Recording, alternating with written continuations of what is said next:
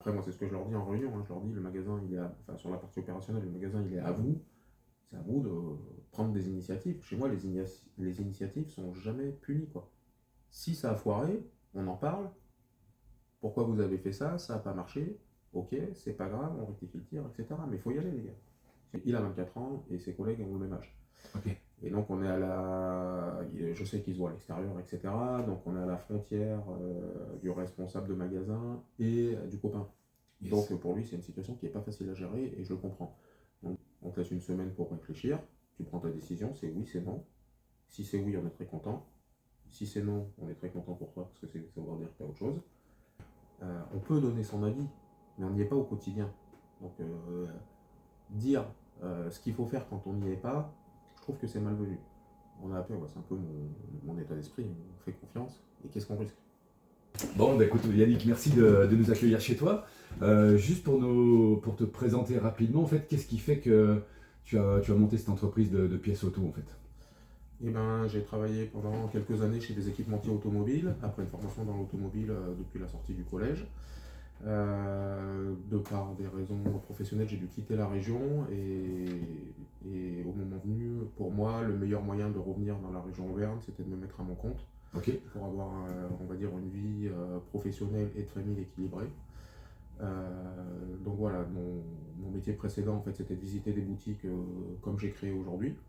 Et donc voilà, je me suis dit que c'était le meilleur moyen pour moi Passer de l'autre côté de passer de l'autre côté du comptoir. Exactement. Qu'est-ce qui t'as toujours été passionné par la mécanique? Qu'est-ce qui t'a poussé là-dedans? Eh ben oui, j'ai toujours été passionné, j'ai toujours aimé bricoler. Au collège, j'étais plus ou moins en échec scolaire, donc du coup, je suis parti en BEP mécanique auto. Là, ça a été une révélation. Le côté scolaire a repris un petit peu le dessus avec le côté technique. J'ai plus appréhendé ça.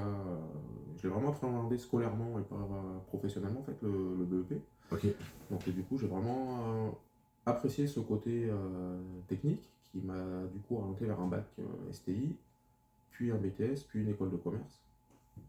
Et donc, ça m'a ouvert les portes des équipementiers automobiles. Donc, j'ai quitté la région pour l'école de commerce que j'ai fait en alternance chez Valeo notamment, qui m'ont gardé par la suite, où j'ai occupé des postes et commerciaux et techniques. Puis, je suis parti chez NGK, donc le plus grand fabricant au monde de bougies, sur lequel j'étais et commercial, et j'avais quelques grands comptes, et en plus, j'avais un petit peu de management. J'ai déjà touché le management chez NGK. Et puis ensuite, voilà, par défi personnel on va dire le changement du métier, parce que la réorganisation de la distribution de la caisse auto a été en pleine mutation il y a une dizaine d'années. Donc j'avais l'impression que le métier que j'occupais à l'époque était un petit peu sans issue.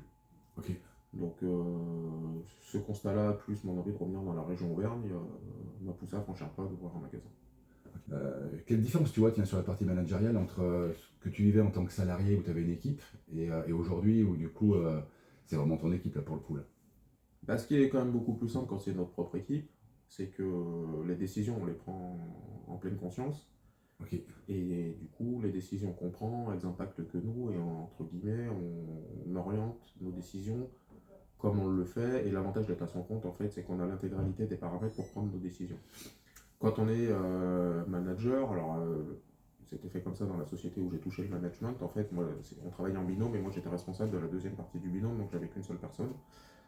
Mais on nous donne des directions à suivre, et ces directions, on ne les comprend pas forcément, puisqu'en fait, on n'a pas l'intégralité de la stratégie de la société, puisque j'étais pas dans le codir, quoi. Donc voilà, moi j'étais commercial, on va dire, plus, quoi, et j'encadrais quelqu'un, et donc du coup, on n'a pas l'intégralité du spectre, et donc on doit manager des gens en leur donnant des directions sans des fois les comprendre, en fait. Et c'est ça qui est un peu frustrant, quoi, parce que... Il y a un peu plus ce côté passe-plat, je sais pas trop pourquoi on me demande de le faire, mais il faut que je passe l'info et il faut que je... Exactement, ouais. Ok. Et ça te plaisait pas trop ça? Eh ben ça me plaisait pas trop, exactement. C'est l'argument que j'ai donné quand je suis parti. Je leur ai dit, je préfère avoir une petite cabane et avoir la clé que d'être dans une grande maison et ne pas avoir la clé. Super, j'aime bien l'image, j'aime bien l'image. Donc, voilà. Et aujourd'hui, là, ouais, j'ai entendu qu'il y avait ce côté pragmatique de dire bon, il faut passer parce que j'ai des doutes sur la difficulté, enfin, sur l'avenir de ce métier. Mais aujourd'hui, qu'est-ce qui t'a poussé à être justement de l'autre côté de la barrière, au-delà de peut-être la peur de l'avenir? Est-ce qu'il y a des choses spécifiques à ce métier qui te plaisent? Alors déjà, c'est un métier par rapport à ce que j'ai connu avant qui est justement beaucoup plus pragmatique, c'est-à-dire que, enfin, même plus que pragmatique, c'est vraiment terre à terre, quoi. C'est que quand on est dans un grand groupe et qu'on vend soit des bougies, soit des essuie-glaces, des embrayages, quand j'étais, enfin, selon les sociétés dans lesquelles j'étais, c'est qu'en fait on rencontre toujours des chefs d'entreprise, des patrons, on leur dit de passer une commande, etc. Mais finalement on touche jamais les produits, quoi, enfin, ou quasiment jamais. Donc en fait c'est un petit peu du rêve, quoi. Enfin voilà, et ensuite on a la direction qui nous demande des tableaux Excel, des reporting, etc. Donc on est toujours dans une dimension où on a l'impression de ne pas toucher ce qu'on fait. Ok. À partir du moment où je me suis mis à mon compte, donc j'ai travaillé 1 an tout seul, donc j'ai vraiment passé tous les postes, bien dans tous les sens, j'ai eu bien eu le temps de toucher à tout. Et là, c'est vraiment du concret. Vous avez quelqu'un qui arrive au comptoir, qui pousse la porte de votre magasin, donc enfin, c'est notre magasin, le client pousse la porte, nous donne sa carte grise et dit je veux les plaquettes de frein, donc on identifie la pièce, on va la chercher dans le rayon, on lui pose sur le comptoir, il y a l'échange de monnaie, il nous paye, il revient, il a le sourire, il est content, etc. Donc en fait, on a ce côté-là de terre à terre, moi qui me plaît bien, parce que voilà, on fait des choses et c'est palpable, et cette relation client, en fait, où les gens viennent nous voir, viennent chercher du conseil, viennent chercher une pièce, viennent chercher Tu avais besoin de ce un côté café, et voilà, et moi, opérationnel, il fallait que ouais, il n'y en ait moi, pas assez dans l'ancien job, quoi. ouais, c'est ça, c'est vraiment là, c'est ce côté vraiment terre à terre me plaît vraiment, quoi. Ok. Et justement, c'est quoi le type de client? Alors tu vas me dire, bah, je préfère les clients sympas, mais c'est quoi le type de client que tu as l'impression de vraiment dépanner, servir? Il ressemble à quoi ce client idéal? Alors moi j'aime tous les clients, c'est mon problème. Parce que c'est quand même eux qui nous font vivre, hein, faut pas. Hein, s'il n'y avait pas de clients, il n'y aurait pas de commerce, hein, faut pas inverser les choses. Moi j'aime tous les clients, ceux vraiment. Alors j'ai pas vraiment de clients préférés, mais vraiment ceux qui reviennent, les fidèles, qu'on tutoie, qui viennent boire le café, qui nous amènent les croissants, enfin, avec qui on a vraiment un échange. Ouais. Enfin, je veux dire, au-delà de la clientèle, c'est vraiment ce côté sympa. Ce que j'aime aussi, c'est les petits papis qui viennent avec leur bagnole de collection, etc. Et on a des échanges qui sont fabuleux. Les gars qui sont en panne, qui cherchent la solution, on a aussi des échanges fabuleux. Enfin, voilà, moi mes clients préférés, sincèrement, c'est tous les clients parce qu'ils sont tous différents. Et, je pense qu'on a des clients qui nous ressemblent et dans 99% des cas, on a des clients qui sont vraiment, vraiment hyper sympas. Ok. Et tu me présentais tout à l'heure ta partie logistique. Il y a quand même ce côté rapidité dans le service, là, sur tes délais de livraison. C'est les gens qui viennent te voir, c'est plutôt des gens qui sont dans la panade avec le couteau sous la gorge, ou c'est des gens qui bricolent avec des actions plus long terme? On a de tout, ouais, selon les cas, on a vraiment de tout. Nous, on a une logistique qui est ultra pointue et donc on est livré, dans 99%, on est livré dans les 12 heures, voire le matin pour l'après-midi, donc horaire +4. Et effectivement, on a tous les cas. On a le gars qui est sur la route, il a pété sa courroie d'accessoires, bah, il n'a pas le choix de la changer pour finir sa journée. Et donc là, si la pièce on l'a tout de suite, il nous l'achète, et si on l'a pas, bah, il nous la prend pas. A l'inverse, on a des gens qui prévoient leur révision, comme pour une courroie de distribution par exemple, il va la faire le week-end, donc il vient nous voir le lundi, il nous prend la pièce, il s'organise, etc. Donc on a les deux cas. Et après, voilà, on est en stock, comme on disait tout à l'heure, on est en stock le 20-80. Quand vous avez une voiture courante et que vous voulez faire une vidange, une filtration, des freins, des essuie-glaces, tout ça, on est en stock, il n'y a aucun problème. Pour les véhicules un peu plus exotiques, voilà, on a un petit délai de livraison qui peut aller de 4 heures à 48 heures selon les cas, quoi. Ok. Et sur la partie entrepreneuriale, là, tu disais que tu avais commencé en faisant tous les postes et tout seul dans ton coin. À quel moment tu t'es dit j'ai envie de grossir? C'était une obligation parce que ton business marchait, ou c'est vraiment un choix stratégique? Tu te dis ben, moi tout seul c'est pas possible, j'ai envie de bosser en équipe? Alors envie de bosser en équipe, ça n'a pas été ça n'a pas été Déclencheur. ça n'a pas été le déclencheur en fait. Enfin, me concernant, je me suis mis à mon compte tout seul.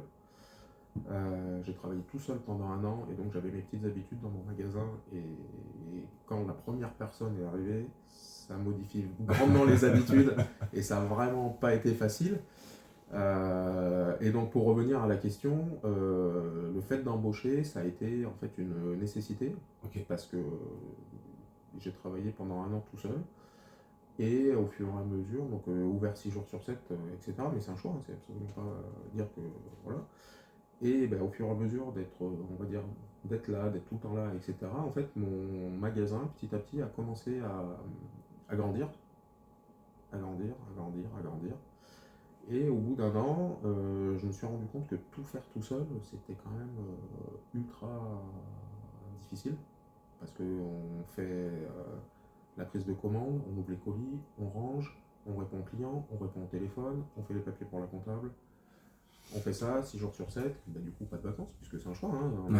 Je suis un commerce, donc je dois être ouvert. Donc voilà, le choix il était comme ça. Et donc il y a un moment donné, on se rend compte que quand on a des cartons partout dans le magasin, qu'on n'arrive plus à ranger, etc., qu'on n'arrive plus à tenir le rythme, il y a un moment donné, on se dit là, il faut passer la seconde, quoi. Comme mes clients sont bienveillants, etc., on m'a fait passer des candidatures comme ça au comptoir. Ok, c'est tes clients qui t'en étaient. Voilà, ouais, exactement. J'ai un, qui t'étaient- j'ai un très bon client d'ailleurs qui est toujours, qui est toujours parmi nous là, et qui m'a dit bah écoute, je connais quelqu'un qui charge du boulot, qui est magasinier. Donc cette personne, je l'ai reçue. C'était une personne d'une cinquantaine d'années qui est venue me rejoindre. Et du coup, ça m'a soulagé en termes de charge de travail.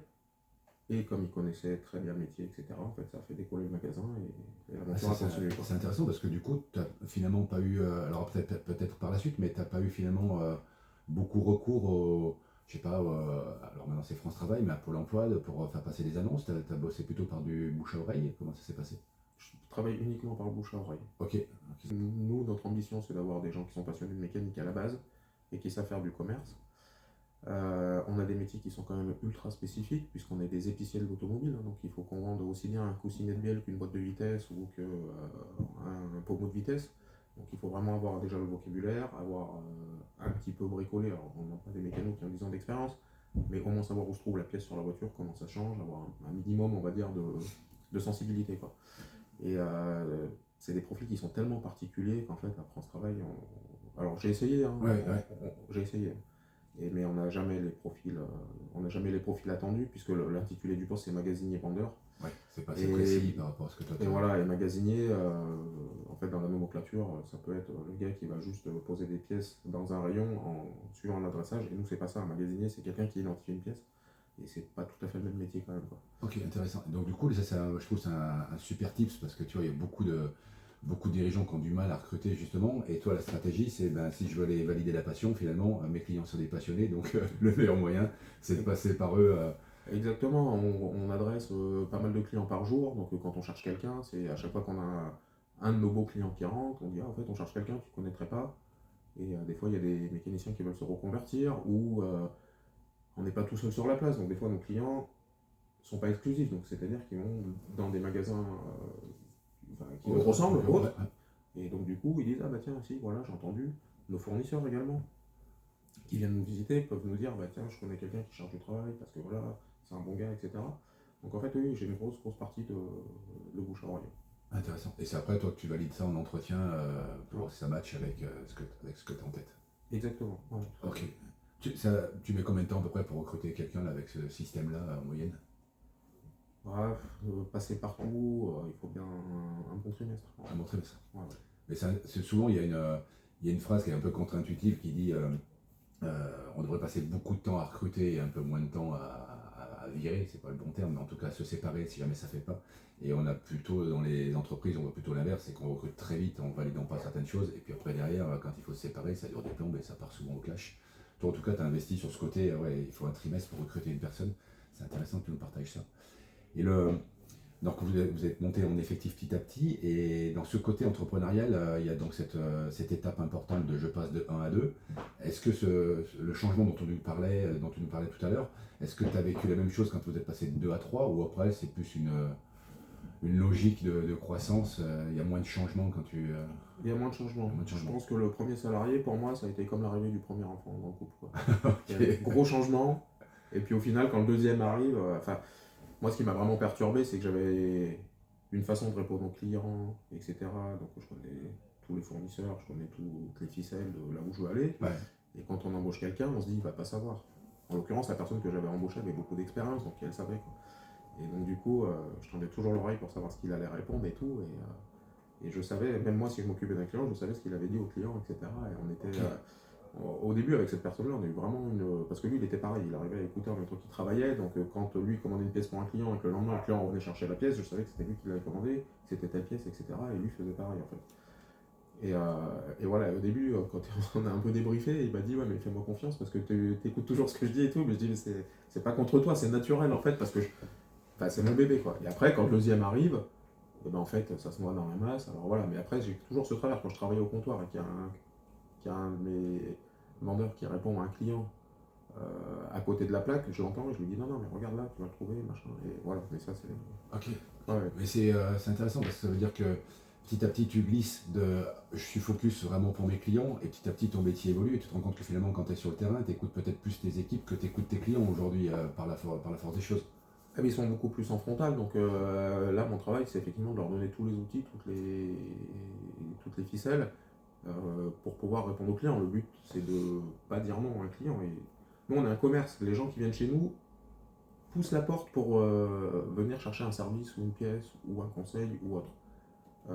En fait moi mon travail maintenant en tant que chef d'entreprise, vu que j'ai des équipes, l'enjeu c'est de faire franchir la porte aux clients.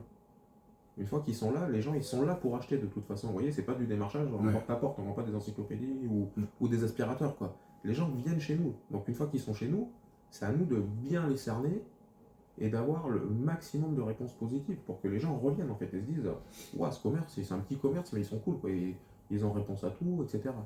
Après il peut y avoir d'autres choses, le positionnement prix, etc. qui jouent. Yes. Mais en attendant, les gens ils viennent chez nous, ils font l'effort de pousser la porte. Donc à nous là d'être bons et de pas les laisser repartir.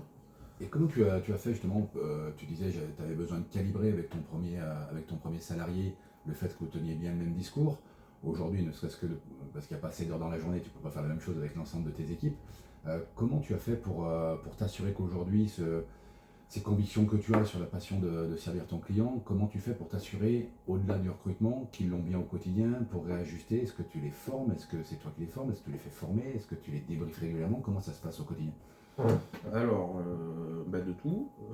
Du coup, on a structuré les équipes, c'est-à-dire qu'on a mis.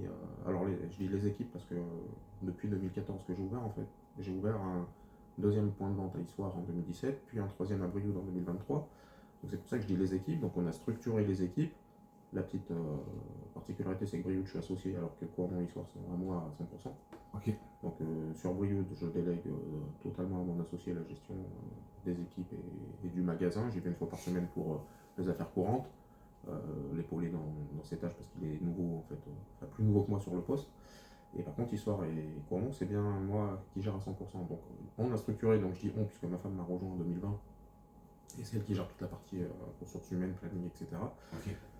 Avec un responsable de magasin, puis un réceptionnaire livreur. Donc pour revenir à la question, on forme le responsable de magasin par le biais de notre syndicat de l'automobile, Mobiliance, là, donc qui propose des formations. Donc là, ils sont tous partis 5 jours en formation à Lyon, où ils abordent différents termes comme la RH, le social, Ok. j'allais dire la justice, mais pas la justice, le Le juridique, juridique.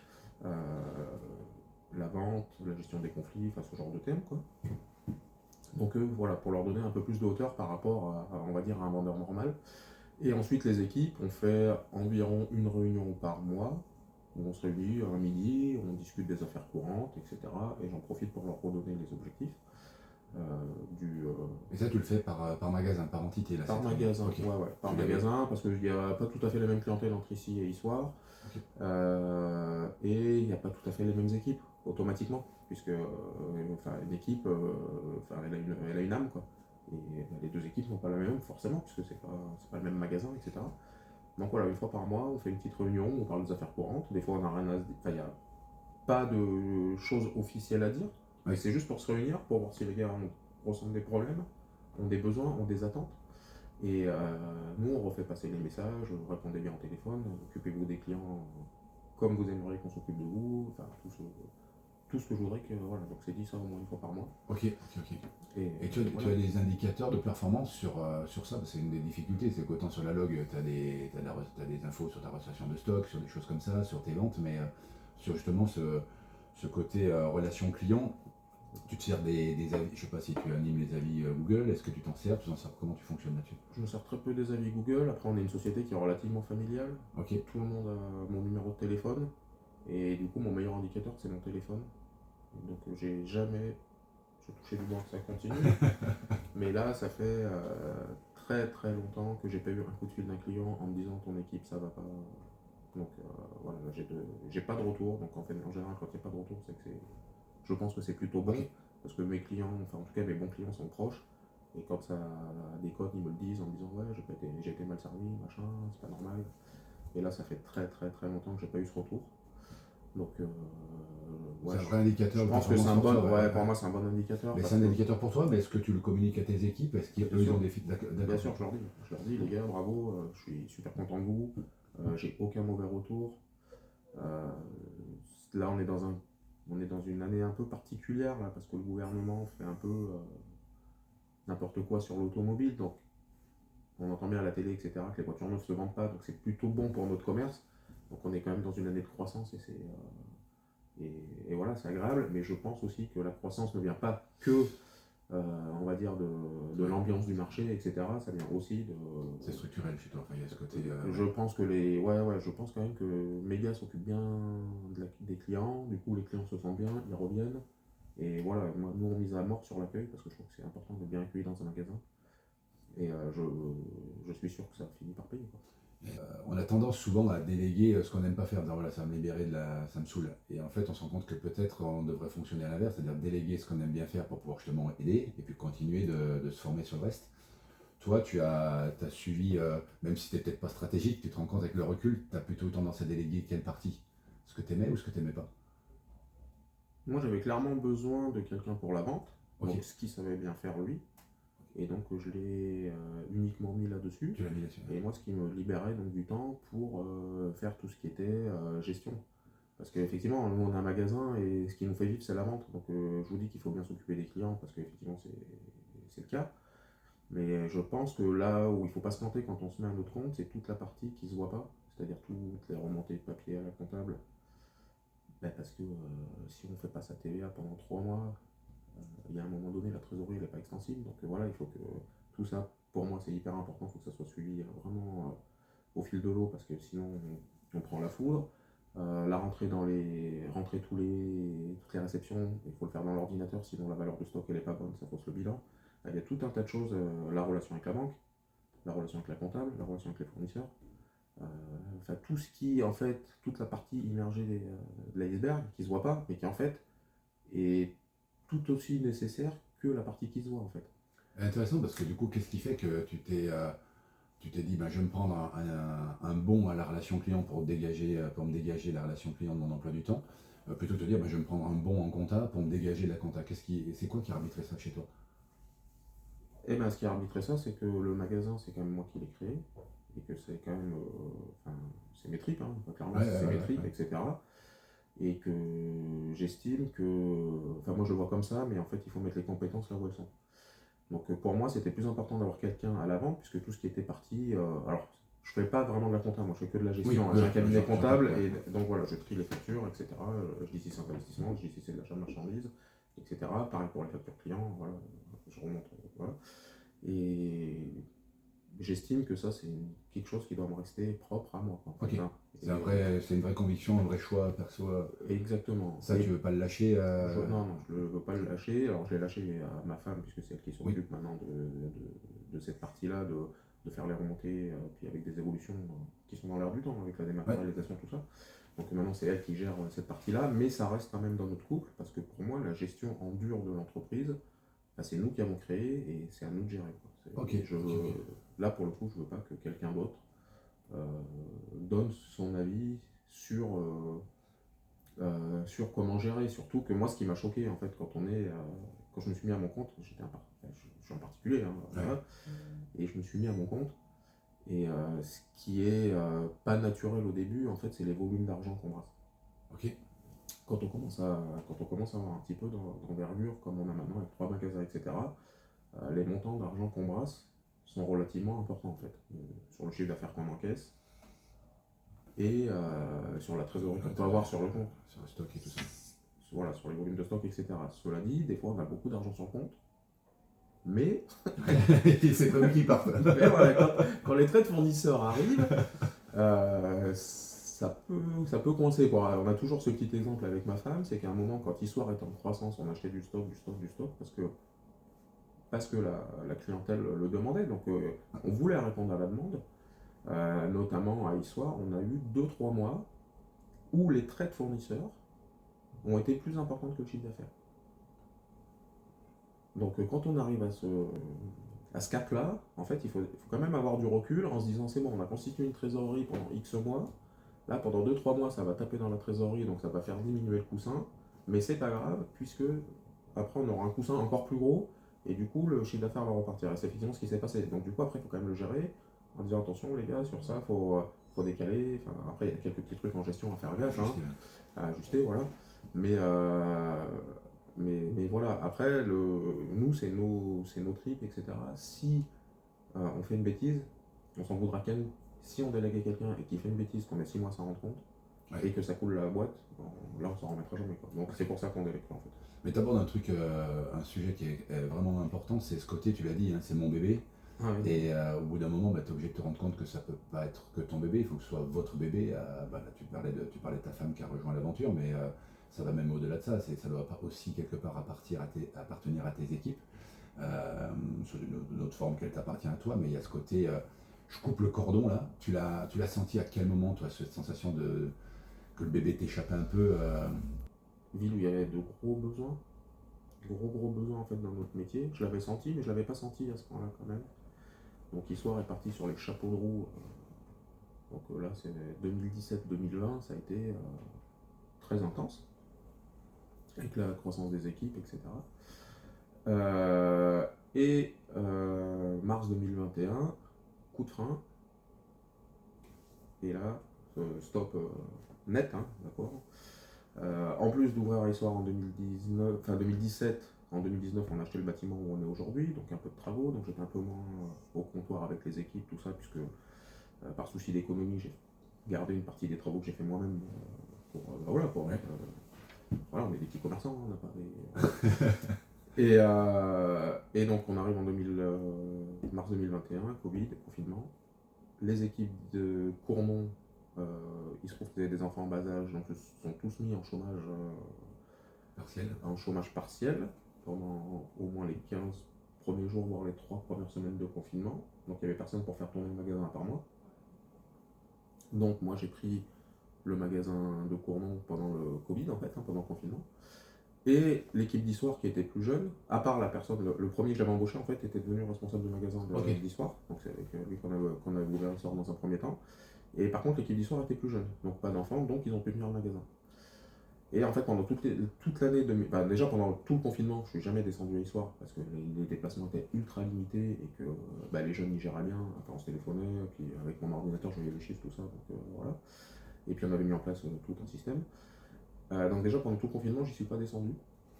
Et en fait, à ce moment-là, l'équipe d'Histoire a pris son envol, naturel en fait. Et depuis, ça dure. Donc effectivement, j'ai eu beaucoup moins d'opérationnel à Histoire que j'en ai à Cournon, en fait, parce que ça s'est fait naturellement. Et à Cournon, ça s'est fait, on va dire, aussi naturellement, parce que là, on a réussi à constituer une belle équipe depuis 2 ans. Et donc, je suis beaucoup moins au comptoir, parce que déjà, il n'y a pas la place physique. Donc, donc voilà, donc je fais plus on va dire, de gestion et de relations fournisseurs que de la vente au comptoir. Parce qu'on a réussi à constituer une belle équipe qui s'entend bien et qui, du coup, il n'y a pas la place physique pour que je travaille au comptoir avec eux, quoi. Et cette structuration, alors du coup, le Covid, ça a été peut-être toi qui l'as déclenché d'ailleurs pour... non, t'es pas responsable du Covid pour t'aider dans j'espère pas en tout cas, parce que ça visiblement ça. Parce que visiblement ça t'a suscité l'opportunité. Et dans cette répartition des rôles, j'entends qu'il y a beaucoup de choses qui sont faites un peu naturellement, finalement, au fur et à mesure que ta boîte grandissait, la reprise le changement de poste de ton premier salarié qui s'occupe de la boutique d'Histoire. Cet événement là qui vient t'obliger à te rechallenger avec l'arrivée de ta femme, cette répartition des rôles, ça nécessite aujourd'hui des ajustements en permanence, des réunions, ça se fait de façon un peu naturelle. Comment tu le vis toi dans l'entreprise aujourd'hui ça? Non, ça demande quand même un suivi de tous les instants, parce qu'en fait on a soit de la croissance, soit des mouvements personnels. Puis les humeurs, hein, l'humain a des humeurs et nous on est des toutes petites équipes, hein, donc voilà.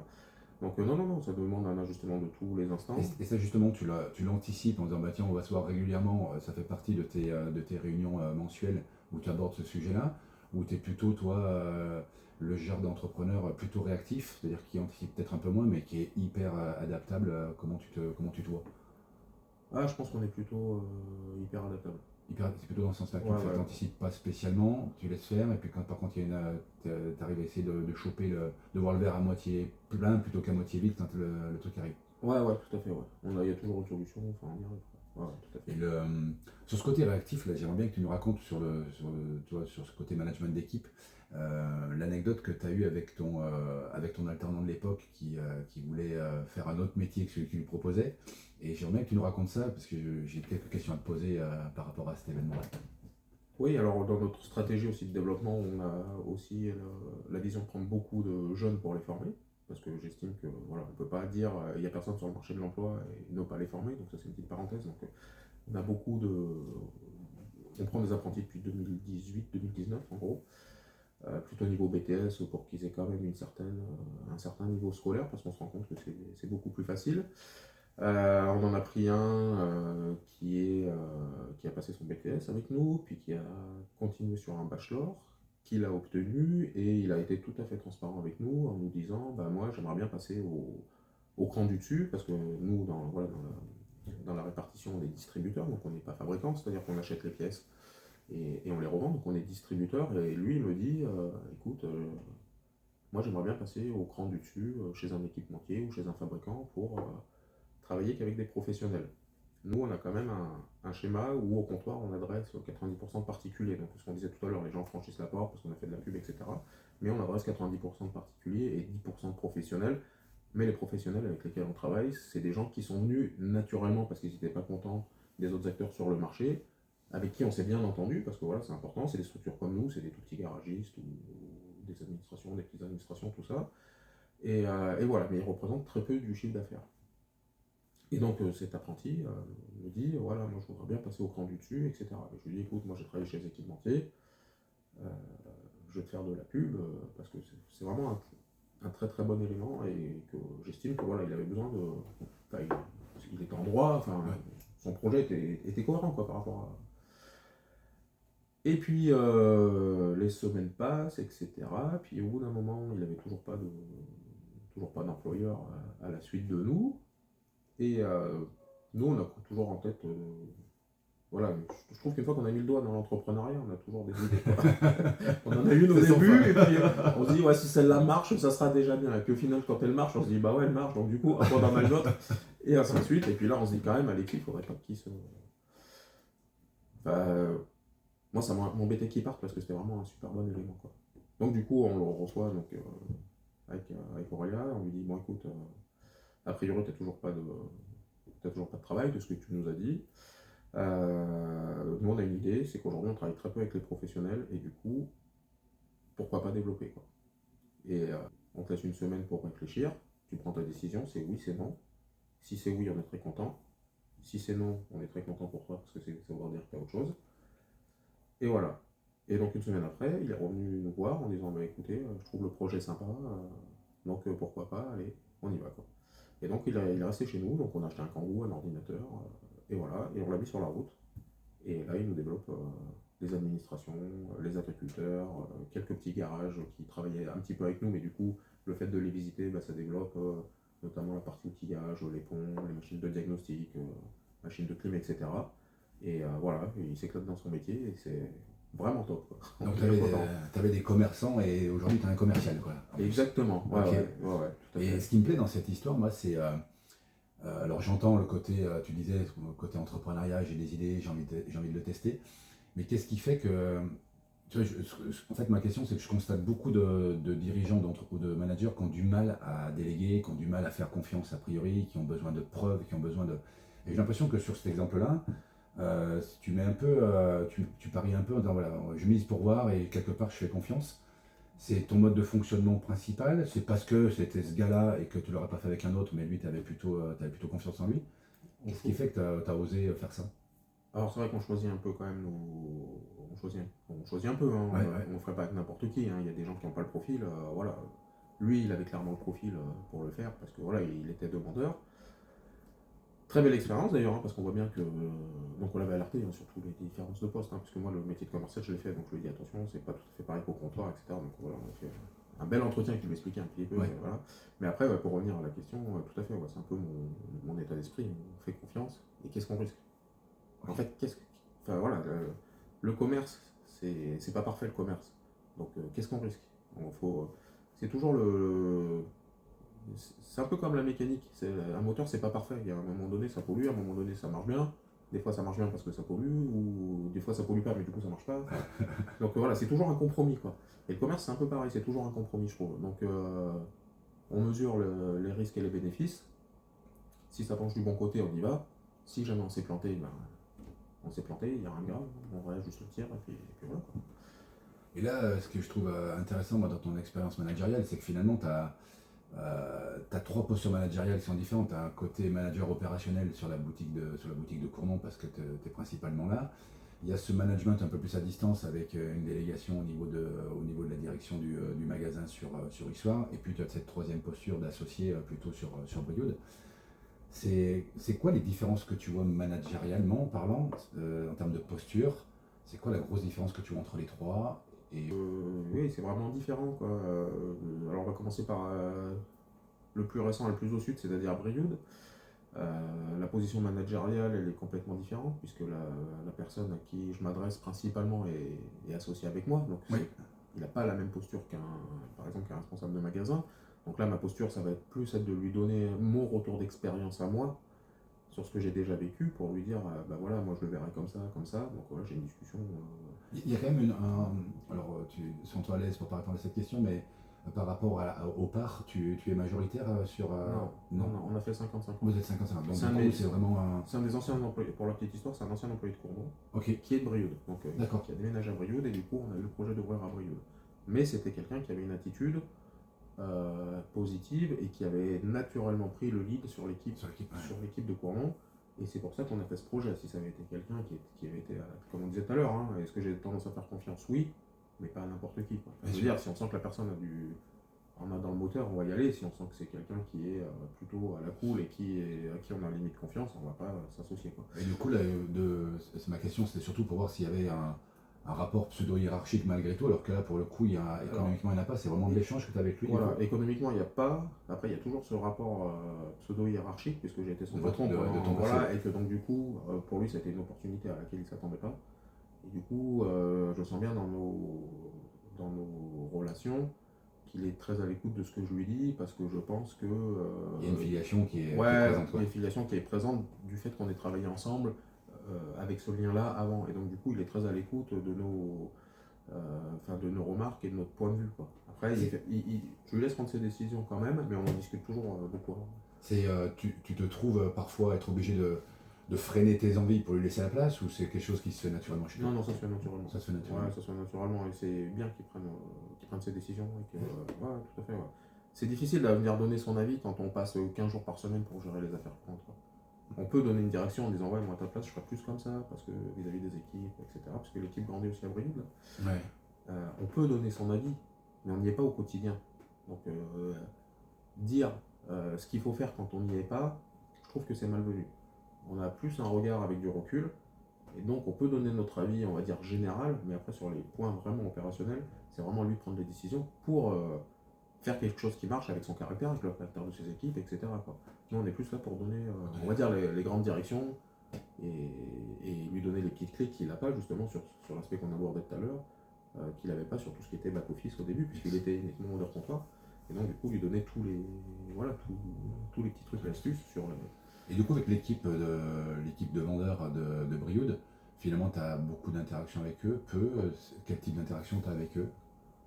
J'ai de bonnes interactions avec Ouais. eux, relativement peu du coup, puisque j'y descends un jour par semaine, et puis après, quand il y a des remplacements à faire, ça m'arrive aussi d'aller travailler avec eux. Mais après, voilà, les relations sont très bonnes, et voilà, je pense qu'ils me considèrent comme leur deuxième, entre guillemets, comme leur deuxième patron, mais voilà, qu'ils ne me voient pas. T'as jamais été confronté à ce risque justement de court-circuiter parce que tu vas donner un conseil ou parce qu'il y a un échange à un moment donné c'est facile pour. Ouais, non, pour l'instant, il n'y a pas de Il y a, problème. il y a pas Non, il eu. n'y a pas eu ce genre de problème. Vraiment, tout ce qui est opérationnel est géré par là-bas. Ah, là-bas, et c'est ok pour Et toi. moi, quand j'y suis, je suis vraiment là en support et tout ce qui est opérationnel passe de toute façon par mon associé. Il y a pas Ok. de- Et sur Cournon, du coup, dans quelle mesure tu t'autorises plus à intervenir peut-être au niveau des équipes ou pas du tout? Comment ça se passe? Tu laisses aussi cette responsabilité totale à ton directeur, je sais pas, ton responsable de Responsable de boutique, magasin? ouais. Non, le responsable de magasin, il est encore lui. Alors lui, pour le coup, il est encore dans le parcours de formation, il n'a pas Ok. tout à fait fini. Il lui reste un module, je crois. Et non, lui, il a besoin d'être soutenu parce que c'est un homme de 24 ans. Ok. Donc il est encore tout neuf. Il a 24 ans et ses collègues ont le même âge. Ok. Et donc on est à la... Je sais qu'ils se voient à l'extérieur, etc. Donc on est à la frontière du responsable de magasin et du copain. Yes. Donc pour lui, c'est une situation qui n'est pas facile à gérer et je le comprends. Donc du coup, on a très très peu de problèmes. Franchement, l'équipe s'entend très très bien, on a très très peu de problèmes.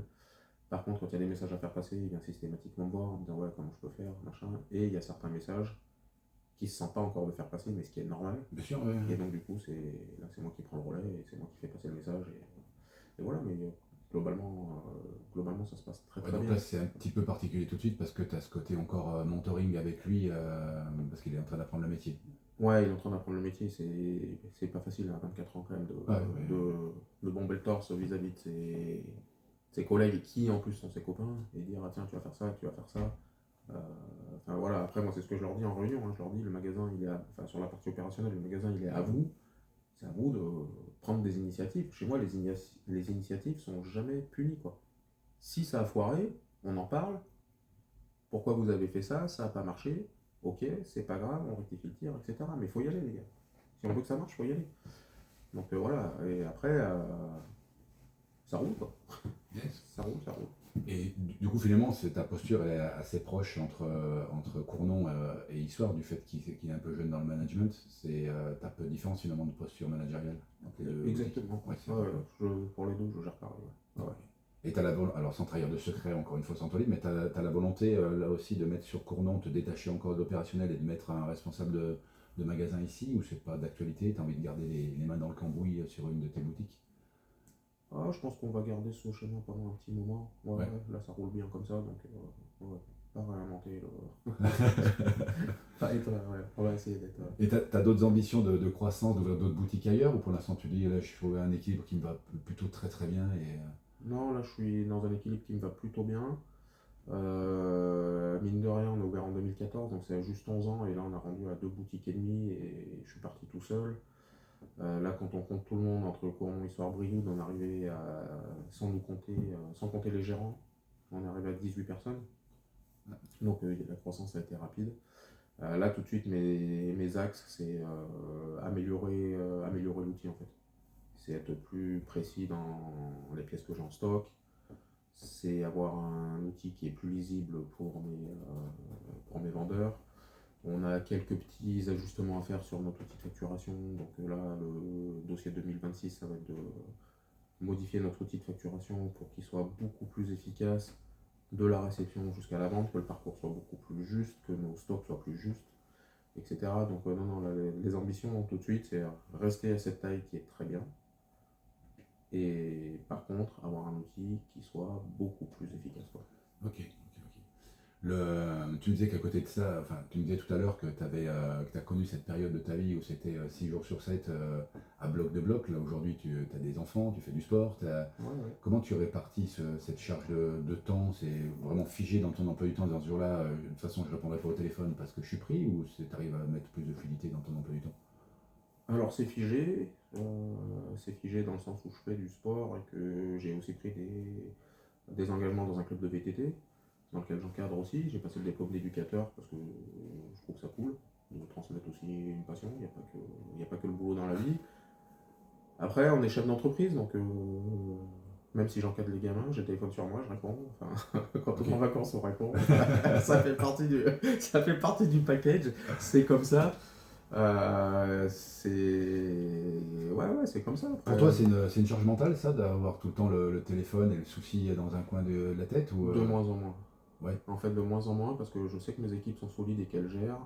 et que j'ai eu une période où ça a été dur parce qu'en plus on a eu des là on est à une relative stabilité, donc les équipes vont super bien. Il y a 1 an et demi en arrière, on a eu quelques vagues avec certains salariés et effectivement j'avais un besoin de déconnexion qui était plus important. Là ça roule, euh, donc là je suis vraiment arrivé en fait dans ce que je voulais en fait. Enfin, j'ai jamais voulu être à mon compte, c'est arrivé par hasard, mais dans cette configuration-là, je suis vraiment arrivé à ce que je veux, quoi. C'est-à-dire, j'ai des magasins qui marchent avec des belles équipes.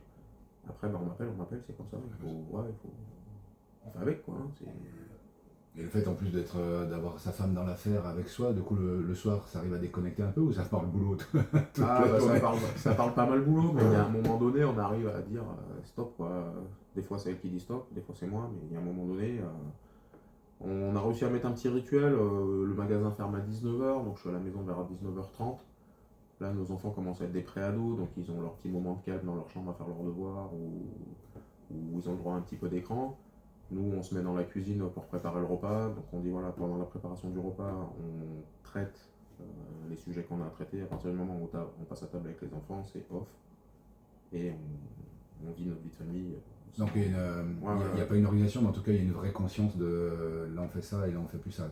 exactement. Ouais, ouais. Puis c'est important de préserver les enfants. Il faut qu'ils aient aussi leur moment à eux pour nous raconter leur journée, etc. Enfin, ouais, le repas est important, quoi. On en a parlé un petit peu l'autre fois quand on s'était rencontrés, mais ce côté, tu vois, c'est mon bébé et j'imagine qu'il y a une partie de toi qui a peut-être envie aussi que les enfants prennent la suite, ou en tout cas qu'ils ne soient pas. Ça se passe comment pour toi? C'est une grosse envie? Pas du tout? Pas du tout.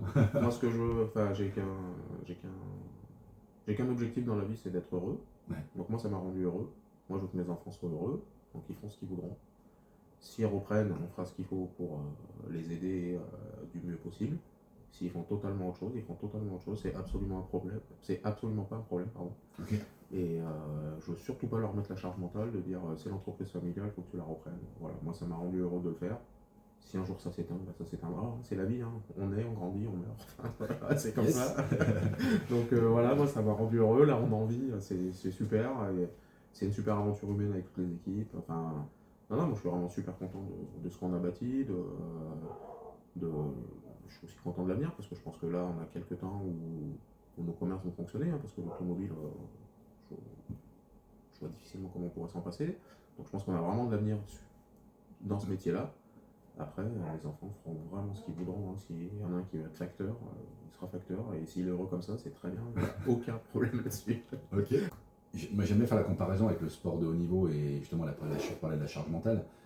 Quand tu regardes un club de sport de haut niveau, si jamais il n'est pas au rendez-vous, s'il rate sa saison, bon, bah, ma foi, il descend d'une ligue et puis il rejouera l'année prochaine. Toi, si tu n'es pas rentable et que tu n'es pas capable de gérer ton truc, il n'y a pas de deuxième division, c'est tu dégages et puis tu fermes. Donc il y a des enjeux qui sont relativement pour moi, je trouve plus importants en termes de charge mentale dans le monde de l'entreprise que dans le sport de haut niveau. Sauf que dans le sport de haut niveau, au service de ta performance, tu vas avoir un entraîneur général qui manage plutôt les équipes, un entraîneur adjoint qui manage plutôt la stratégie, tu vas avoir des entraîneurs spécifiques, entraîneurs des avant ou des arrière rugby, de gardiens au foot, tu vas avoir un prépa mental, tu vas avoir des prépas physiques, tu vas avoir des agents de joueurs, enfin bref, tu as un staff d'une dizaine de personnes. Toi, tu te rends compte qu'au service de ta performance, tu es tout seul pour être ce staff pour toi, et tu dois aussi quelque part l'être pour tes équipes. Si on regarde ce staff-là, pour toi aujourd'hui, tu as l'impression d'être seul, tu as l'impression d'avoir mis des hommes ou des femmes justement sur ces rôles-là. Je prends l'exemple, tu as quand même une grosse partie logistique, donc tu as besoin de faire monter tes mecs en compétences logistiques, tu as besoin de les faire monter en compétences sur la vente. Comment as structuré ça aujourd'hui? Tu es tout seul ou tu as l'impression d'être accompagné? Alors, ça a mis du temps. Parce qu'au début, justement, je suis parti dans l'économie la plus totale. Je suis parti tout seul et que je voulais pas. Enfin, j'ai voulu vraiment faire ça à l'économie. Et donc, effectivement, l'année où j'ai travaillé tout seul, j'étais vraiment tout seul parce que je suis parti du principe qu'on pouvait tout faire, en fait. Et en grandissant, on se rend compte que c'est pas possible et que c'est une mauvaise stratégie. Et il m'est revenu en tête une phrase que mon père disait toujours, parce que mon père a toujours travaillé dans un grand groupe, lui pour le coup, et un de ses PDG avait dit l'économie, c'est l'art de savoir dépenser. Et je pense que cette phrase, elle est vraie en fait, et que le moment venu, il faut se faire aider, euh, parce qu'on ne peut pas tout savoir, on ne peut pas être et comptable, et vendeur, et logisticien, et il y a un moment donné, ça s'arrête. nos compétences elles s'arrêtent. Et si par exemple on est plus compétent dans la vente que dans la logistique, effectivement, si on a besoin d'être sur la logistique, il faut se faire aider. Si on a besoin d'être dans le management, il faut se faire aider. Parce qu'effectivement, on va avoir l'impression de sortir une somme d'argent qui nous paraît inutile, mais au final, la personne qui va intervenir et qui va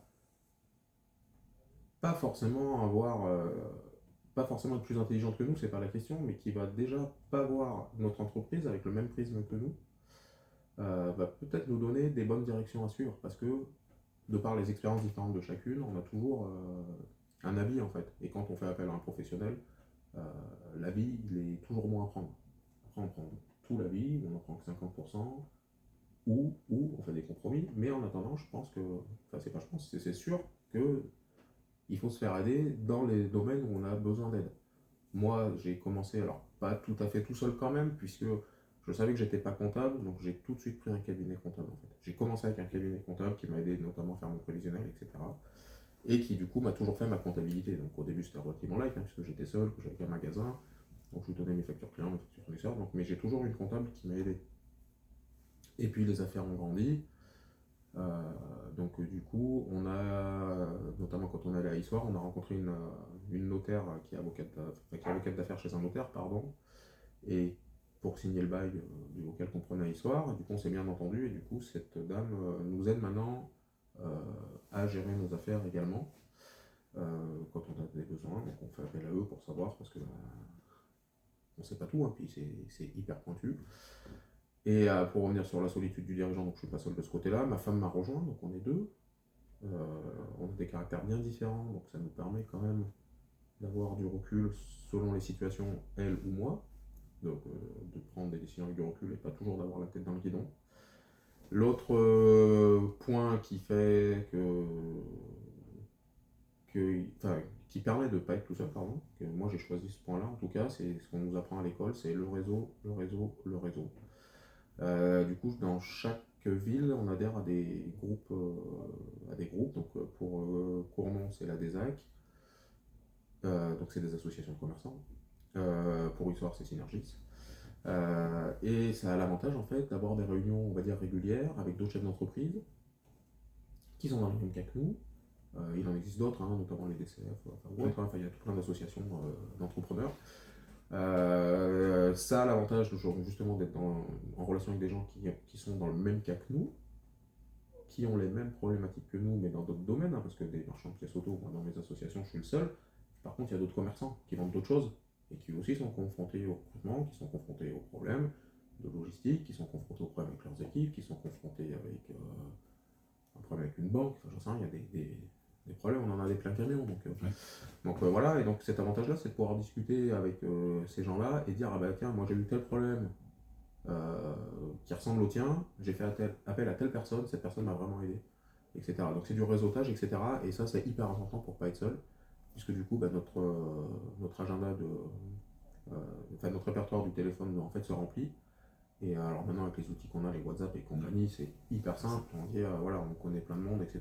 Ouais, salut les gars, j'ai un problème sur tel point. Est-ce que quelqu'un peut me répondre? Et dans la journée, on a 15 réponses. Quoi. Donc là, ces fameux entraîneurs spécifiques, en tout cas, qui vont t'apporter à un moment donné un éclairage sur une compétence bien spécifique, tu te l'es fabriqué plutôt par le biais des réseaux, si j'entends bien. Ouais, les réseaux, okay. Exactement. Et sur alors prépa physique, j'ai entendu que tu l'avais détourné, t'as pas besoin d'un prépa physique, tu le fais de ton côté, mais ça c'est un sujet souvent qui revient en disant on fait 80 heures par semaine, on dort souvent avec la tête pleine de soucis, et il y a un sujet autour de, ouais, il faut quand même que je sois quand même en bonne santé pour arriver à gérer ce truc-là. Toi tu le gères plutôt dans ta partie perso avec le VTT et le sport. Il y a un sujet autour de la prépa mentale qui n'arrive pas encore complètement dans le monde de l'entreprise, qui est plutôt bien compris dans le monde du sport. Pour tous les sportifs de haut niveau, ils vont te dire que prépa mentale aujourd'hui, c'est peut-être ça qui leur permet d'être champion olympique, et c'est pas que la partie technique. C'est quelque chose qui a du mal à venir dans le monde de l'entreprise, alors que la charge mentale est présente. Tu t'es déjà fait accompagner, toi, par un coach, un psy, pour essayer de comprendre pourquoi tu prenais cette décision-là dans l'urgence, plutôt celle-ci, ça tu joues des tours. C'est quelque chose que tu as déjà connu, pas du tout? Sincèrement, non. Sincèrement, j'ai jamais. Après, c'est vrai que dans les groupes où je suis, effectivement, il y a des cabinets de bien-être en entreprise justement qui interviennent pour pour faire ce genre de diagnostic et donner les bonnes orientations. Donc effectivement, je pense qu'en entreprise, c'est en train d'arriver. Petit à petit, oui. Ça arrive petit à petit, je pense que c'est une bonne chose. Alors ce qui arrive dans le monde de l'entreprise, c'est un peu, voilà, c'est par le biais du bien-être et souvent la QVT qui va prendre en charge ça et ça se cherche encore. Il y a eu cette fameuse période où on va mettre des baby-foot, enfin c'est pas tellement le sujet, c'était plutôt sur le côté, ouais, aujourd'hui quand je dois prendre une décision, il y a tout un tas de choses qui me font prendre des décisions, moi, mais qui sont inconscientes chez moi. Et donc un coup ça tape dedans, un coup ça tape à côté. Et l'idée c'est plutôt de se dire, ok, je dois comprendre en fait mes schémas mentaux, ma façon de fonctionner à moi. On l'a dit, toi tu as plutôt que ce côté réactif plutôt que anticipatif. Et c'est à partir du moment où tu as capté ça, ça te permet d'avoir des schémas de réussite où tu te dis, ok, face à une difficulté, je sais que je dois d'abord passer par là pour pouvoir trouver moi-même ma solution sans avoir besoin de passer par quelqu'un d'autre. C'était plutôt de cette approche-là dont je te parlais. Toi, dans ton secteur, c'est des choses qui n'ont pas encore arrivé. Sincèrement, pour l'instant, non. Et après, quand on est dans ma position, c'est vrai que c'est pour le coup assez compliqué parce que c'est vrai que, comme on disait tout à l'heure, je suis parti tout seul, j'ai toujours pris mes décisions tout seul. Les entreprises ont grandi et la réflexion est peut-être fausse, mais je me dis que pour l'instant, toutes les décisions que j'ai prises ont été positives. Yes. Et donc, du coup, je me dis, bah, Pourquoi j'ai toujours raison en fait. Donc, pourquoi s'inquiéter quoi? Non, j'exagère un peu, mais c'est vrai que quand on est dans ce schéma-là, nous on va toucher du bois, mais on est dans une phase positive, on est dans une phase de croissance. Donc effectivement, les décisions, comme on disait tout à l'heure, tu m'as dit, tiens, mais t'as mis ton commercial sur la route, etc. J'ai dit, ouais, mais qu'est-ce qu'on risque? Effectivement, je peux prendre ce genre de décision parce que aujourd'hui, les sociétés peuvent se le permettre. Effectivement, quand on est dans une phase soit de crête, c'est-à-dire que bah, voilà, on a juste la trésorerie qu'il faut, que c'est un petit peu tendu, etc., qu'on prend une décision, ça tape dans la trésorerie, qu'on ne comprend pas trop pourquoi, qu'est-ce qu'on a fait de mal, etc., qu'on n'arrive pas à prendre le recul nécessaire à se dire punaise, mais là, tout ce que je fais, ça marche pas, je suis qu'un nul. En fait, je pense qu'il y a un moment donné, il faut vite justement faire appel à quelqu'un qui peut aider justement à prendre du recul et donner des orientations différentes de ce qu'on prend. Quoi. Là, tu es au cœur du sujet, tu vois. Moi, le constat que je fais, c'est que quand la merde arrive, c'est trop tard. C'est-à-dire que c'est pas à ce moment-là, tu vas dire, ah, je vais prendre du recul et me faire coacher. Et c'est la difficulté, c'est de se dire comment je mets en place, un peu comme un médecin de famille, Oui. en disant j'ai mes rendez-vous réguliers, qui fait que le jour où il y a un pépin, on va à l'hôpital, mais par contre, j'ai quand même mis en place toute une routine qui fait que normalement, ce pépin-là arrive moins. Et le sujet, c'est exactement ça, c'est comment je sais au moment où ça va arriver. J'ai déjà le mindset, en fait, c'est vraiment ce mindset de sportif de haut niveau, de voir plutôt les opportunités là où on voit des menaces, en fait, c'est équilibrer ce truc-là dont je parlais. Mais faire de l'ostéopathie d'entreprise. On va trouver d'abord soigner la cause plutôt que la conséquence. Ben écoute, merci beaucoup Yannick, on a fait le tour de pas mal de sujets. J'ai envie de te laisser le mot de la fin, je ne sais pas comment tu veux conclure cet échange, est-ce que tu as des choses à partager des choses que j'ai jamais dit à tes équipes ou à tes clients, je sais pas. Ah bah, mes équipes, je leur parle très souvent, donc je pense qu'ils savent pratiquement tout de moi. Donc, à part leur dire merci, je n'ai pas grand chose de plus à leur dire, hein, c'est simple. Et bravo aussi, quoi. Mes clients, bah, comme à mes équipes, hein, merci et bravo à eux. Et si des fois il y en a qui tombent sur ce petit interview et qui se posent la question de savoir s'il faut entreprendre ou pas, sans aucun doute la réponse est oui, parce que l'aventure est super belle et il faut y aller quoi. Et en plus avec des gens qui nous aident, qui peuvent nous aider en tout cas, on est vraiment dans, on va dire dans un environnement qui est positif quoi. Faut y aller. Super, je mettrai en lien ton adresse et tout ça dans la vidéo si jamais les gens en ont besoin. Et puis écoute, merci beaucoup. Avec plaisir, merci.